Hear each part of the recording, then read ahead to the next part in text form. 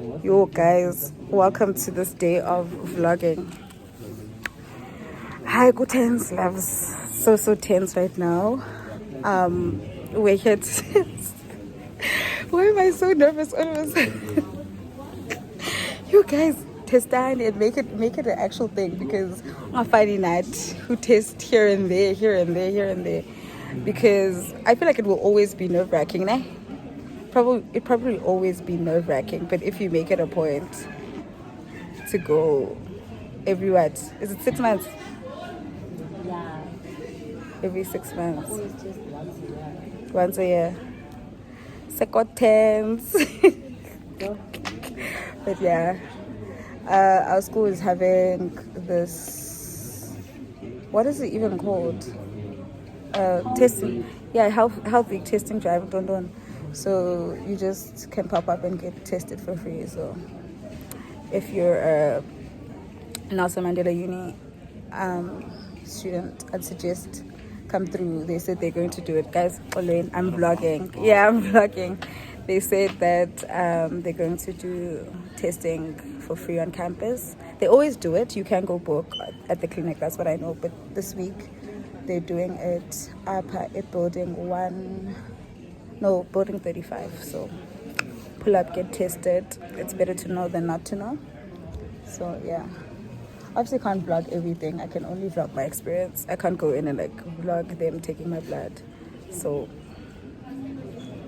but yeah, I'm just here to inspire you, not to be me, and not test every year.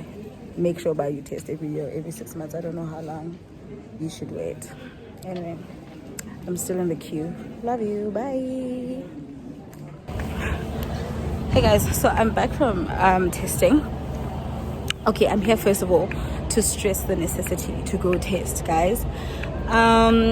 It was quite a positive experience because, first of all, the ladies, Shem, if you're from Mandela Uni, please do go. This week they have, sorry, I'm trying to get comfortable, but this week they have a drive essentially where you can go and test. But a 123, no, not a 123, they're at building 35, and they're going to be there the whole week. And if you don't get to go now, you can go and book a clinic. I believe you can go book a clinic at the school clinic, obviously, and then they'll give you a time and a date and then you come through. It's fairly fast, guys. Like it's like I like to say your results are like they come out in like 2 minutes, because it's similar shape of a pregnancy test. It's like that little thing, and then she pricks you and she puts the blood droplets into that thing, and then it comes out with your thingy. So one line is negative, 2 lines is positive, and then there's like 1 line and then something that's faint, which is, I actually looked at that thing and I wanted to remember the term.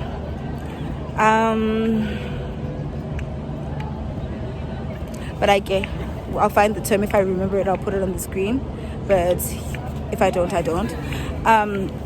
Essentially, it's quite a fast process, and essentially what happens, I feel like I've been saying essentially a lot, but you go in and she asks you a few questions. You have to fill in a form that has your name, your student number, obviously because we're doing it at school, your ID number. Then there's questions about your sexual life, about basically, first of all, what gender are you, what sex are you rather, and then what genders and sexes that are you attracted to or you have sex with. So do you have sex with women and men? They ask you if you sexually sexually active at all. I'm sorry. And essentially they ask you questions that basically gives them an idea as to if there's a possibility that you would be exposed or not. They ask you when last you had sex without like protection, condom. They ask if you're on contraceptive and not barrier contraceptives, because obviously a condom is a barrier contraceptive. It's not just a regular contraceptive. They ask you all these questions and you fill this form in. And then she asks you, Bana, when was the last time you went for testing, or if you've ever gone for testing? And for me, it was disgustingly a long time ago. And she was just like, okay, have you been exposed? Is there a possibility that you have been exposed to the virus or whatnot? And you answer that question, and then she's just trying to get kind of get to know how your sexual health looks. And then essentially she does the test while you're speaking, and it takes a couple of seconds really to pop up, and then it's either a line or 2 lines, depending on what the results are, obviously. So I sat there for a bit because I wanted to ask her questions that relate to people who I know watch my content and I know would benefit from this, because as much as there's obviously never going to be enough information about getting tested and whatnot, there never ever will be. People need more and more education all over the world. However, I feel like more especially with the LGBTQ community, I find that queer people, we don't really have a lot of information. Like, for instance, she was speaking about the fact that when you have female on female sex, a lot of people like kind of feel like there's no risk at all, or there's very, very little risk, which to a certain degree is true. The risk is lower. However, this does not give us this does not give us the permission to be irresponsible with our sexual health. She was speaking about, for instance, if you have I'm sorry that I have to be this explicit, but it is what it is. If you have like a minor cut on your finger and then you finger a girl, right? This too, as much as the risk is lower than sexual penetration by a penis, there's still a risk. However low it is, it's still a risk. So essentially she was stressing the fact that when you go into relationships or sexual partners just generally, you need to, first of all, whether they're female or male, you need to always have a talk about if that person is sexually active and who they've been sexually active with, if they're tested, if they can test with you. Obviously if someone's being shady about getting tested, don't do it. Like, just don't do it. But obviously we are people, we do things regardless of the risk. That's how we are. So for that, there's obviously different alternatives. There's PrEP is available at the Nelson Mandela University Clinic. I suggest if you're watching this and you're at another university, the best bet is to go to your clinic and ask these questions. So PrEP, just like contraceptive, you take it every day. I personally am not on contraceptives and I don't plan on being on contraceptives. So if you're a person like that and you know that you're sexually active, I'd suggest that make sure that you take PrEP and you use condoms, guys. I feel like use condoms regardless. Use condoms if, for instance, you're on a contraceptive. It's better to be safe because we tend to risk, whereas it's really not necessary sometimes to risk. So as we grow older and we grow wiser, we also start making wise decisions. But yeah, I just think people, hambani in your test, go test. This is not sponsored, obviously. It's just my experience. I had quite a positive experience. The lady that I was speaking to was very, very accommodating.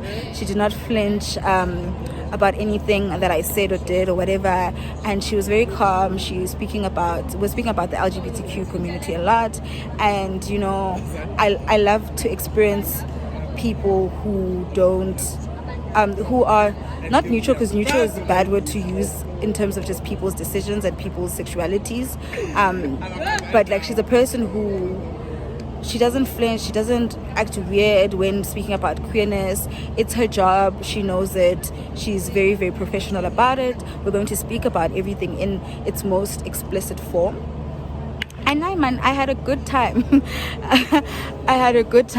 Yabona, it is nerve-wracking. I'm not going to lie to you and say it was not nerve-wracking. It is nerve-wracking because you know that ikoni chance. It's always a 50-50 chance, especially because we're speaking about a person like me who, for instance, I also get a lot of piercings. So there's so many ways in which I could get HIV, guys, and we do research our tattoo parlors and whatnot, but there's always a risk with every single thing you do. There's always a risk. So yeah, I was also asking her how often should one go and get tested, and she was like, she doesn't want you to feel like you're pressurizing yourself to constantly go get tested, but if you feel like you're at a high risk situation every 3 months, if you feel like, okay, it's just to make sure that you're regularly testing every 6 months, always remember that there's a window period. So you can get tested today and you're negative, but there's, I think, a window period of 6 weeks. I could be wrong. Please correct me in the comments if I am. And yeah, it's been a decent experience, Shemp guys. And I do want to make it a point to obviously go on Monday, because they're only open on Monday, a clinic, to go and book an appointment to speak to the counselor. And that's where she will like give you e-prep and don't and kind of give you all the information that you need to know about e-prep, and also about e-pep. E-prep is the one that you drink every day that protects you from getting getting HIV, right? However, e-pep is the one where if you're not on PrEP and you're in a situation where the condom breaks, so you feel like you've been exposed or you get raped, trigger warning, I'm so sorry, you are in a situation where you have the equivalent of a morning after pill, essentially. Yeah. Anything and everything. See, guys, yeah, so you have that option to use e-pep when you feel like you've been exposed. It's the equivalent of the morning after pill, but obviously for exposure. And it's not something that we should be shameful about. It should be something that should be normalized to a point where if you feel like you need these things, you can walk to the clinic and get them. If you feel like you need condoms, you need to be able to walk to the clinic and get them. Especially if you're not in a position where you can afford to buy your own condoms, you can afford to go to a doctor and get your full results for every single thing, all your blood work. Just know that these facilities are available on campus. They're available in your communities. I know that they're not as desirable, they're not fancy, they're not bougie, they don't give you that feeling, and it's always packed because under you stay queues. But please don't prioritize your comfortability and bouginess over your health. I don't want to be preachy, but I just wanted this to be more informative about you are always at risk. Whatever sexuality that you are, you're at risk. Whatever race, ethnicity, nationality, gender non-conforming, like babes, like at any point in time you're exposed, even if you're a person who does not have sex with, like, by penetration. Sometimes you could even you can even get HIV from things that do not relate to sex. So just always check. It's not taboo. It can't be the same thing. HIV, we can't always associate it with having sex and having unprotected sex. It's a bigger thing that we need to educate ourselves on personally. But yeah, this is a weird midweek video that I'm filming, that I'm going to upload and edit and upload and post today, because it's just one of those things that don't really fall within the scope of my content at this very moment, but it's still very important. So I will also do another video about e-pep and PrEP when I go to the counselor and hear more about it, and I will basically take you through the journey of me getting e-prep. Anyway, thank you guys for watching. I will see you next time, or tomorrow. My next upload is tomorrow, which is so awkward because I've never said that in my life. But thank you so much for watching. Love you. Bye.